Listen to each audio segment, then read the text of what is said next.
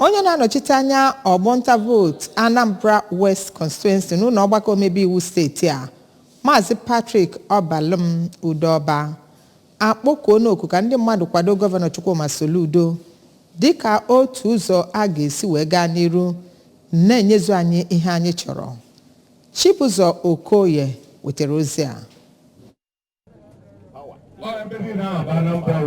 Mgbe ọ na-ekwu okwu n'oge ya bụ mmemme ka Maazị Udoba kenere Govano Chukwuma Soludo maka imezu nkwa ahụ o kwere ndị ọgbọnta vootu ya mgbe ọ na-azọkwa gọvanọ. Ya bụ onye omebe iwu onye bụ onye isi oche otu gbanụgbanụ nke Anambra State House of Assembly na-ahụ maka njem ụgbọ mere ka mata na okpuru ọchịchị Anambra West bụ nke dị nnukwu mkpa maka mmepe obodo Anambra dịka esi ebe ahụ ebupụta ihe a kọtara n'ugbo nke nnukwu. Ọ kọwara ya bụ ezi isi mmịata na wee gaba nzam dịka nke dị nnukwute mkpa gbakwunyezie na mgbe a ga-alụsị ya bụ ezi na ọ ga-enye aka wee na-eme ka akụnụba ndị bi na agbata ya bụ ụzọ bụrụ nke gbagotere nnukwu, nyekwara ndị ọrụ ugbo aka iji na-enwepụta ihe ha kọrọ n'ugbo na-enweghị nsogbu ọbụla. Maazị Udoba kpọrọ gọọmenti etiti ka ha mee ngwa ngwa wee bịazie lụtọpụ ezi ahụ si otu ọcha ga ụmụ eze Anam gaa nzam Tiwere Baji wee jebe Abuja, nke o mere ka mata na ọ bụrụ na alụsịa ya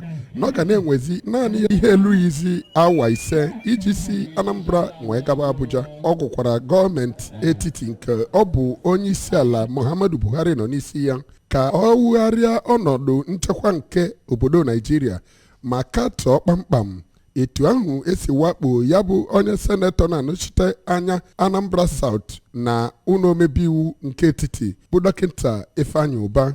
Mr. Governor, ambasị gị daalụ na Igbo kwere nkwa na nkwa. Ife dị nta ka anyị na-afụ ụzọ ga-elu nzam opekata mbe Jenụwarị Febrụwarị.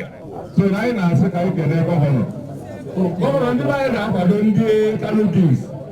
O nwere ebe ha ga-enwe nsogbu na ha na-arụ ọrụ a. Anyị na sọpọtụ gị wee na-eme iwu ihe na-eso otu ndị Anambra steeti. Site n'Ọka, aha m bụ Chibụzọ Okoye maka akụkọ ụwa ABS.